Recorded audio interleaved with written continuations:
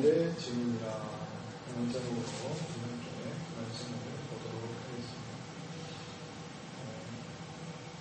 사도행전은 굉장히 제가 또 사랑하기도 하고 여러분들도 사랑하는 말씀이고 그야말로 참 신비롭기 그지없고 귀하기 그지없고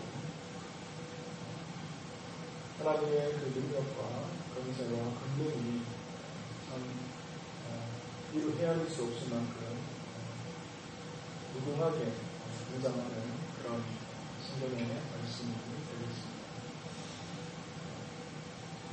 우리가 이 사도행전을 바르게 이해하고 또 하나님께서 말씀하시는 또 성령께서 의도하시는 대로 사도행전을 이해하는 것을 참으로 귀중하고 또 소중하다 그렇게 생각이 들어집니다. 그런 의미에서 우리가 다시 한번 1장과 2장을 공부하면 일단 예수님께서 제자들을 불러 모으신 이후에 승천하시기 이전에 당부하시는 장면이 나옵니다. 그래서 몇 날이 못 되어서 세례 요한은 물로 세례를 주었거든요. 너희들은 성령으로 세례를 받으리라 이렇게 말씀하시면서 성령이 너에게 임하시면 예루살렘과 온 유대와 사마리아 땅 끝까지 이르러서 내 증인이 되리라 그렇게 말씀을 주셨습니다. 그래서 우리가 이 성령 행전이라고 얘기하는 사도행전 달리 볼 것이 아니라 증인이 되리라 하는 관점에서 봐야 된다. 지난주에 제가 말씀을 드린 바가 있습니다. 그래서 증인이라고 하는 단어가 굉장히 중요합니다. 지금 히터가 틀어졌나요? 위에서 틀어졌나요? 여기같이 조금 올라옵니다.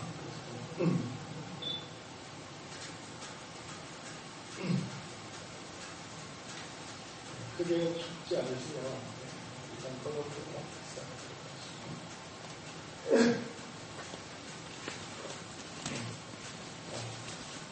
증인의 관점에서 봐야 된다. 증인의 관점. 그래서 약속하신 대로 오순절날 특별히 12문도가 기도하는 그 가운데 선지자가 약속했고 구약에 약속했고 예수님께서 약속하셨다. 그야말로 성령이 임하시게 되는 놀라운 역사가 정말 이 땅 가운데 우리가 지금 기대고 있는 그리고 우리가 살고 있는 이 시공간 가운데 성령님께서 존재하시는 것을 성경들에게 증언하고 있습니다. 그러고 난 이후에 처음으로 이방인들을 대상으로 특별히 이방인은 아니죠. 이방으로부터 온 유대인들, 성결한 유대인들을 대상으로 복음을 전해서 설교했던 사람이 바로 사도 베드로다. 베드로는요, 이제 사도행전에 있어서 전반부에 상당히 지도적인 역할을 감당하는 인물입니다. 그래서 잠시 요한이 등장하기는 하지만 요한이 하는 역할은 그냥 단지 파트너로서 친구를 지켜주는 정도의 역할. 그게 대부분 이 사도행전의 주도적인 역할은 베드로가 했다는데 그의 첫 번째 설교가 끝나고서 이제 또 며칠이 지나지 않아 베드로에 의한 두 번째 설교가 3장에 소개되고 있습니다. 그간에 놀라운 일들이 벌어졌죠. 교회가 만들어진 겁니다. 구약의 교회가 있었음에도 불구하고 또 신약에 성령으로 말미암아 새롭게 조성되어지고 만들어진 교회. 그 교회는 어떤 교회냐면 주의 말씀을 주야로 분모하고 사모하고 배우는 교회, 가르침을 받는 교회, 그리고 사랑하는 교회. 자기의 물건이 있더라도 서로 아끼지 아니하고 나누어주고 통용하는 그런 교회였고 또 기도하는 교회, 기도하는 교회였습니다. 그리고 복음을 전하는 전도하는 교회. 그래서 어떻게 보면 2장 말미에 6절, 7절을 하려 하고 있습니다만은 불과 6절, 7절 되는 그 본문 말씀에서 교회가 어떤 사역을 감당했는지를 소상하게 전해주고 있습니다. 특별히 사도들로부터 기적과 표적들이 나타났더라. 그렇게 성경은 우리에게 전합니다. 자, 이런 배경 속에서 이제 3장으로 우리가 들어갈 필요가 있겠습니다. 자, 성전 미문에 앉은 안진뱅입니다. 때가 제 2시다라고 하고 있습니다. 자, 오후 3시를 말합니다. 그래서 저녁 기도를 드리려고 많은 유대인들이 성전으로 향하고 있었습니다. 당시에 사도들이라고 하더라도, 제자들이라고 하더라도 전혀 그 당시 이 유대인들이 지키고 있었던 그 율례와 그 규례들을 처음 단계에서부터는 무시하지 않았습니다.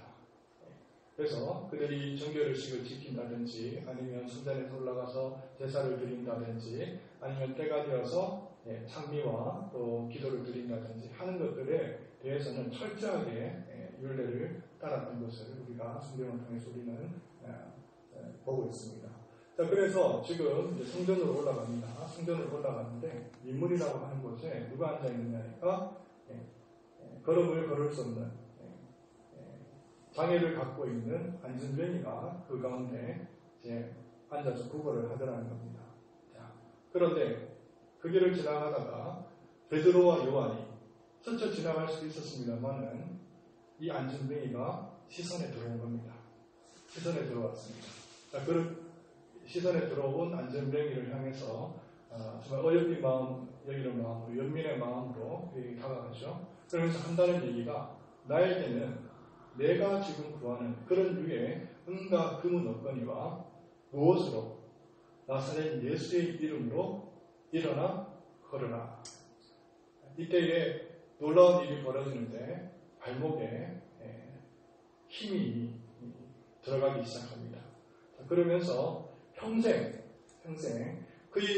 이 성경은 몇 년 동안 병을 앓았는지 아니면 이 사람의 나이가 어떠한지는 정확하게 나와 있지 않지만 대략 그의 나이를 추정해 볼 때 한 40년을 앓았을 것으로 이렇게 우리가 내다봅니다. 그래서 대략 한 40살이 넘었을 중년에 이 남성을 예수님의 제자 베드로와 요한에 의해서 그 자리에서 고침이 이루어지고 앉아서 걸을 수 없었던 어찌 보면 불치병이고 난치병을 앓았던 사람 그 자리에서 일으킨 놀라운 역사가 일어나게 되는 것이죠. 자, 이 사건입니다. 이 사건을 두고 성경은 우리에게 무엇을 전하는지 우리가 좀 살펴볼 필요가 있겠습니다. 자, 그렇게 되니까 성전에 예배를 또 기도를 드리려고 왔던 많은 사람들이 너무 어찌 보면 또 황당하기도 하고 어처구니 없기도 하지만 굉장히 놀라운 일을 지금 보고 있는 것 아닙니까? 이 사람을 모르는 것도 아니고 그렇죠? 늘 이 성전을 드나들 때는 이 사람이 안진뱅이로서 그 자리에서 사람들의 도움을 얻고 그거를 통해서 연명했던 그런 인물이기 때문에 모르는 사람이 없는데 이 사람이 걷는 정도가 아니라 그죠? 지금 성전을 돌아다니면서 방방방 뛰고 있는 거예요. 그러면서 하나님을 찬미하고 있더라. 이 장면을 이 사람들이 목격을 한 겁니다. 그러자 이제 베드로와 요한 주변으로 사람들이 모여들기 시작합니다. 그것이 어느 곳이더라? 솔로몬 행각이더라. 솔로몬 행각을 중심으로 많은 사람들이 모여들기 시작합니다. 그러면서 그들이 뭐라고 얘기했겠습니까? 이 일이 어찌된 일인가? 질문을 하지 않았겠습니까? 질문을 합니다. 자, 이때에 이제 오늘 읽었던 본문 말씀 11절 이하의 말씀이 우리에게 소개되고 있습니다. 자, 보시면 놀라운 하나님의 말씀이 증언되고 있습니다. 자, 뭐라고 얘기합니까? 먼저 베드로가 12절부터 볼까요? 베드로가 이것을 보고 백성에게 말하되 이스라엘 사람들아, 이 일을 왜 놀랍게 여기느냐? 우리 개인의 권능과 경건으로 이 사람을 걷게 한 것처럼 왜 우리를 주목하느냐? 우리를 주목하느냐? 우리가 한 게 아니라는 겁니다. 우리가 한 일이 아니라는 거예요. 나의 경건이나 나의 능력으로 권능으로 한 것이 아니다. 나를 주목할 이유가 없다. 그렇게 얘기하면서 이제 누구를 소개합니까? 예수 그리스도를 소개하는 겁니다. 예수 그리스도. 그분이 하신 거야. 그분이 하신 거야. 그러면 이제 13절 이하의 말씀 이렇게 말씀하고 있습니다.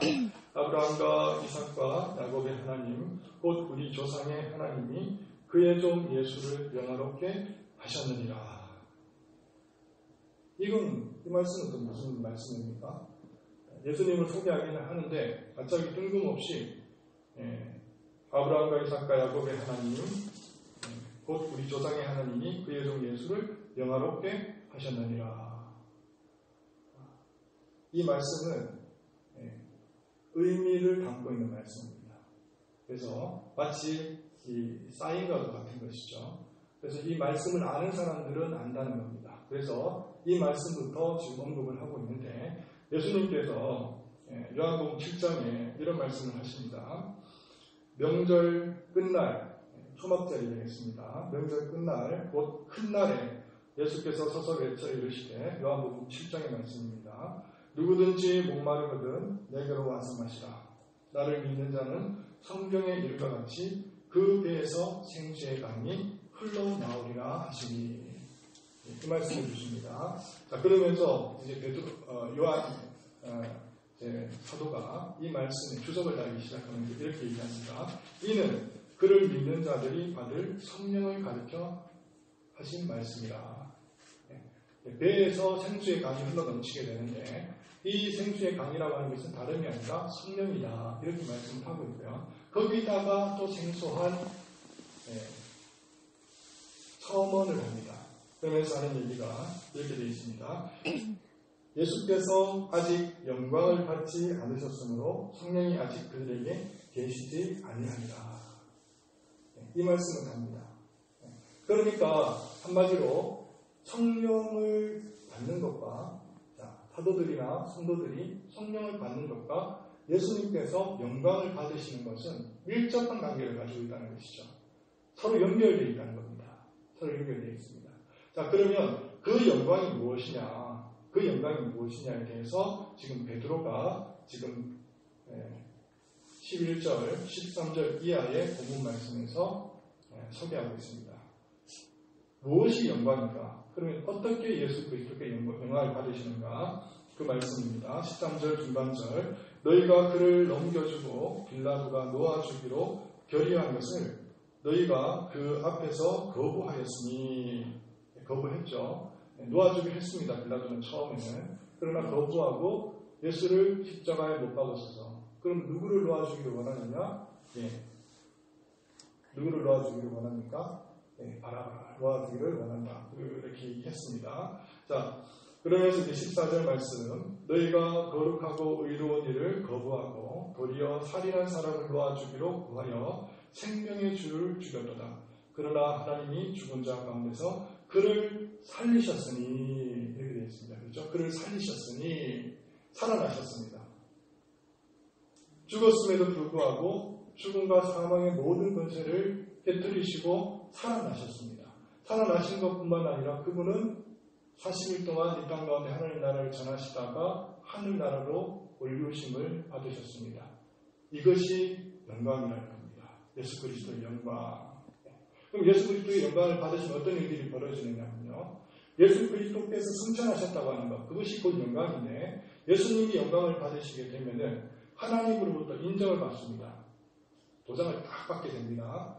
예수님께서 이 땅 가운데 지상사역을 하실 때 그야말로 하나님께서 만세전에 예수 그리스도를 이 땅 가운데 보내실 때에 명령하신 언약의 중보자로서 사명이 있는데 그 사명을 완수했는지 안 했는지가 드러나는 겁니다.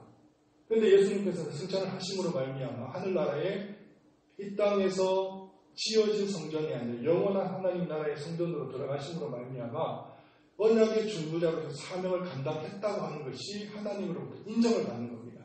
그러면 하나님께서 예수 그리스도를 모든 이름 위에 뛰어난 이름을 주시고 모든 피조물들이 그에게 무릎을 꿇게 하시는데 영광을 받으십니다.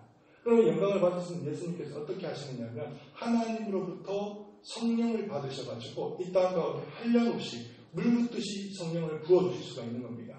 그러니까 예수님께서 영광을 받으시는 것과 이 땅 가운데 성령이 부어지시는 것은 밀접한 관계를 갖고 있는 것이죠. 붙어 있는 겁니다. 붙어 있습니다. 그러니까 요한이 이 일을 너무나 잘 알고 있었기 때문에 아직 예수께서 영광을 받지 아니하시더라라고 말씀을 하셨고 또 뿐만 아니라 사도 베드로가 이 사실을 너무나 잘 알고 있었기 때문에 이제 그의 종 예수를 영화롭게 하셨느니라. 이 일이 어떻게 해서 이루어졌다고요? 영화롭게 하셨기 때문에.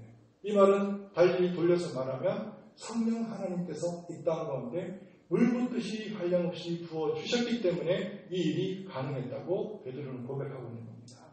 놀라운 역사가 일어났습니다. 자, 그렇습니다. 자, 그 다음에 이제 우리 16절을 보게 됩니다. 16절을 보시면 이렇게 되어 있습니다.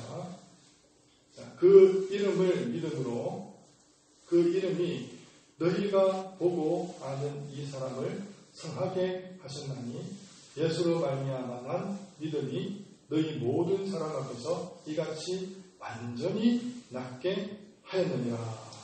할렐루야. 아멘. 믿음이 낫게 했다는 것입니다. 믿음. 예수로 말미암아 난 믿음입니다. 안전뱅이가 걸을 수 있었는데 걸을 수 있었던 이유는 걷는 장면에서는 나오지가 않습니다. 우리가 1절부터 11절을 우리가 보지는 못했습니다만 우리가 본문을 읽어보시면 안전뱅이가 그 어떤 본문을 보더라도 일말의 믿음을 가졌다고 증거되는 흔적을 우리는 찾을 수가 없습니다.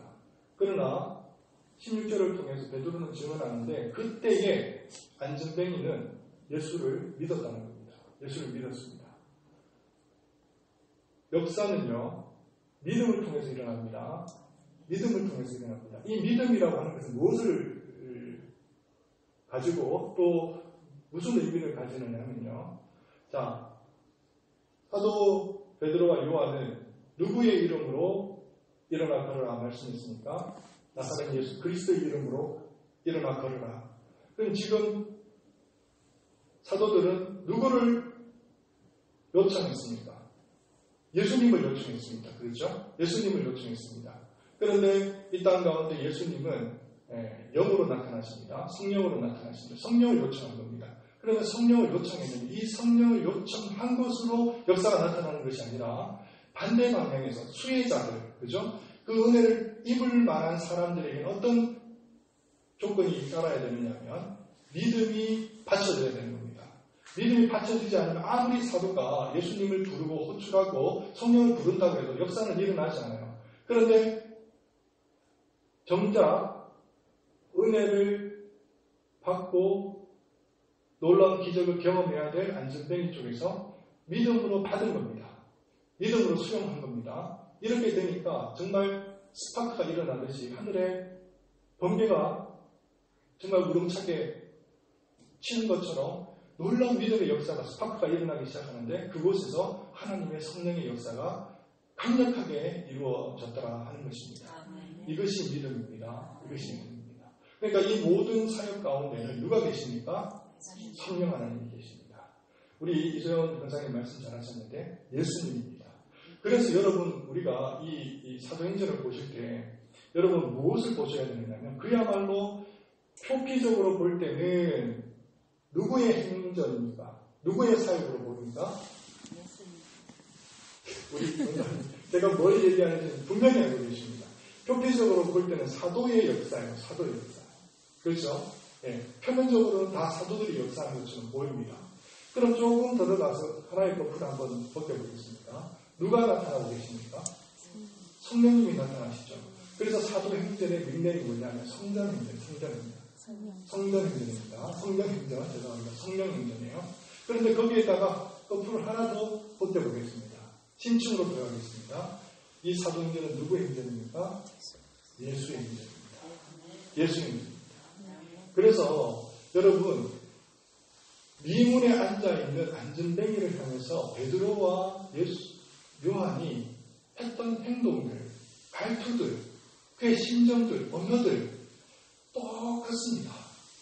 예수님께서 이 땅에 살아계셨다면 그 환자를 향해서, 그 병자를 향해서 어떤 태도와 어떤 자세로, 어떤 언어로, 어떤 심정으로 다가갔겠습니까? 그 심정 그대로 다가가신 겁니다. 그 심정 그대로 다가간 겁니다. 그러니까 우리가 이 사도행전을 보실 때는 하나부터 10까지 예수의 행전입니다. 예수의 행전.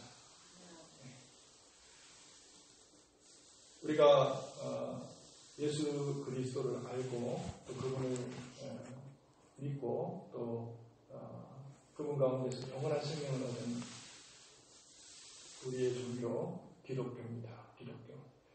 기독교와 다른 종교가 다른 점이 있다면, 확연히 구별되는 부분이 있다면 뭐냐면요, 다른 종교는 창시자가 있잖아요. 그죠? 창시자는 교주라고 얘기할 수 있는 창시자가 있는데, 이 창시자가 일생 가운데 자기의 모든 사역들을 다 완수해야 됩니다.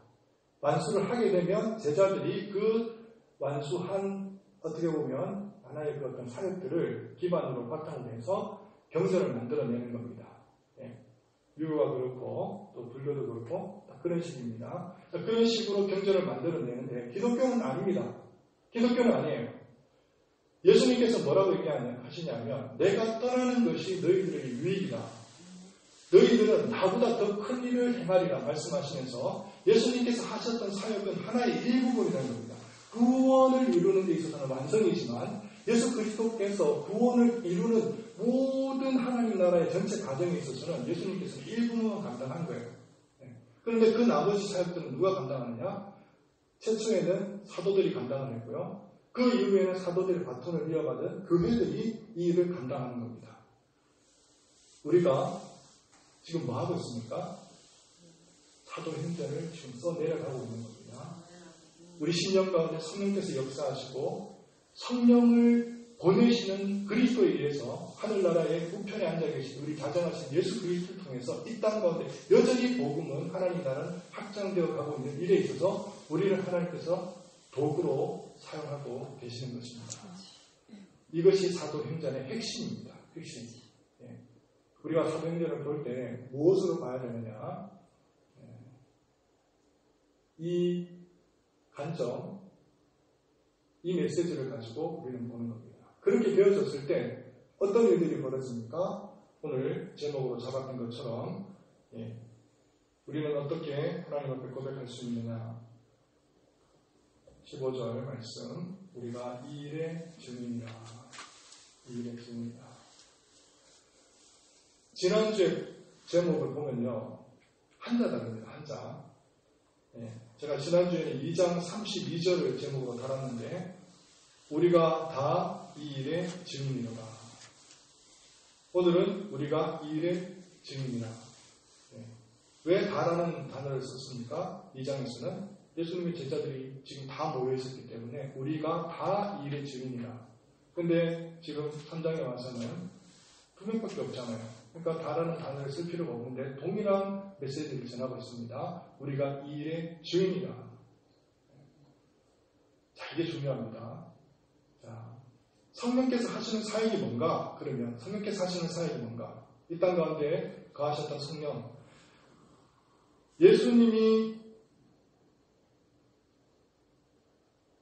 주님께서 공생의 사역을 감당하실 때 요단 강가에서 세례 요한을 통해서 물로 세례를 받으실 때 하늘로부터 성령께서 형체를 가지고 내려오시는데 비둘기의 형체를 가지고 내려오셨습니다. 그렇죠?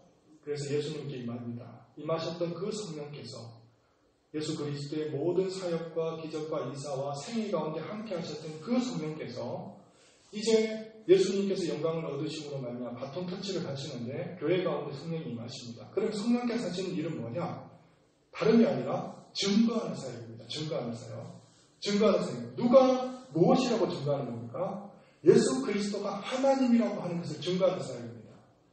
예수님과 함께 하셨던, 예수님과 동행하셨던 성령 하나님도 그 예수 그리스도의 사역을 통해서, 예수 그리스도의 생애를 통해서 무엇을 증거하느냐? 이 사람이 사람이 아니라, 단지 사람이 아니라 이분이 하나님이다 하는 것을 증거했고요. 동일하게 사도행전을 통해서, 제자들을 통해서, 사도들을 통해서 성령 하나님께서 하시는 사역도 별반 다르지 않습니다.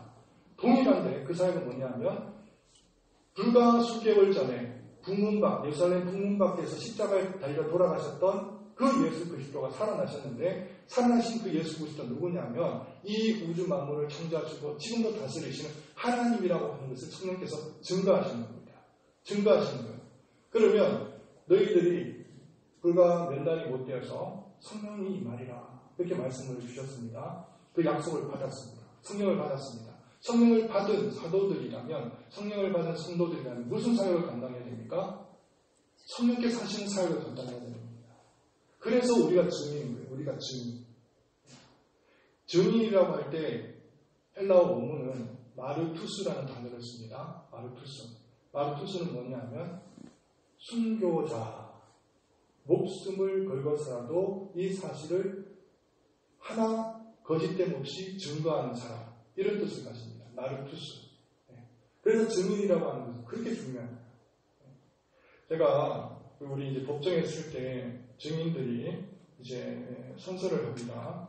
그래서 어떤 고백을 하는가 제가 보니까 제가 적어 왔는데, 그래서 뭐 양심 뭐 이렇게 이제 언급을 하면서 제가 만약에 거짓을 말하게 될 때에 위증의 형벌까지 제가 받겠습니다. 이렇게 이제 준엄하게 선서를 한다고 그래요. 자, 이제 법정에 선서하는데 이게 증인이에요, 증인.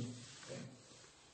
자, 그러면 한번 보겠습니다. 예를 들어서 제가 저를 들어야죠. 누굴 들겠습니까? 제가 만약에 하나님이다 라고 얘기를 했다고 칩시다. 그러면 여러분들 중에 증인이라면, 증인은 여러분 뭘 걸어야 되느냐면 목숨을 걸어야 되는 겁니다. 목숨을 걸지 않으면 증인이 안 돼요. 증인이 될 수 없습니다. 증인이 자격이 안 된다니까요.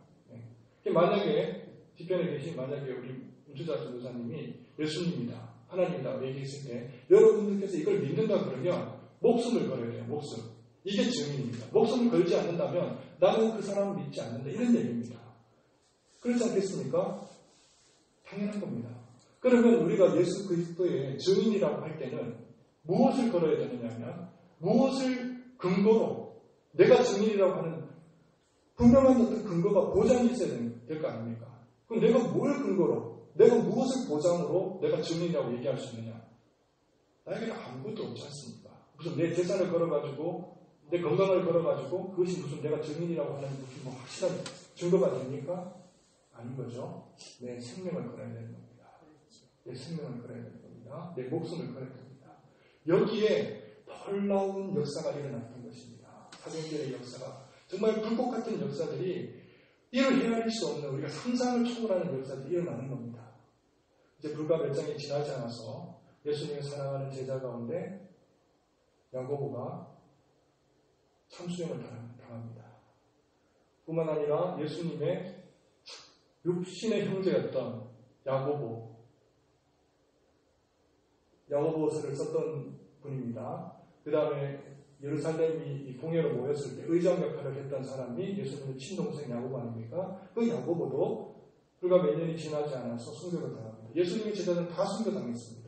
지금까지 역사 이래로 순교당한 사람을 추정해볼 때 대략 몇 명이라고 추정하느냐면 대략 6천만 명에 이른다고 추정을 합니다.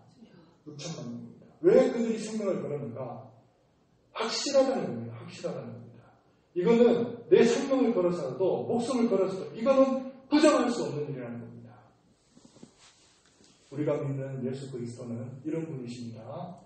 사랑하는 성도 여러분, 예수 그리스도가 이 땅 가운데 살아가셨을 때 역사적인 예수 그리스도, 그분은 비록 시간과 공간의 제약을 받으셔서 팔레스티나라는 작은 공간에서 그의 생애를 길게는 35년, 짧게는 33년 정도 사셨다고 보는데, 그분이 역사 가운데 살았던 그분이 지금도 현재적으로 살아계시는데 하늘 아버지의 우편에서 지금도 살아계셔서 누구를 보내셔서 역사하시느냐면 성령 하나님을 보내셔가지고 임마누엘 우리와 함께 하심으로 말미암아 우리가 증인된 삶을 붙들으시고 그리고 끊임없이 뒤편에서 우리를 도와주시고 우리 가운데 역사를 이루어 내시는 하나님이신 것입니다.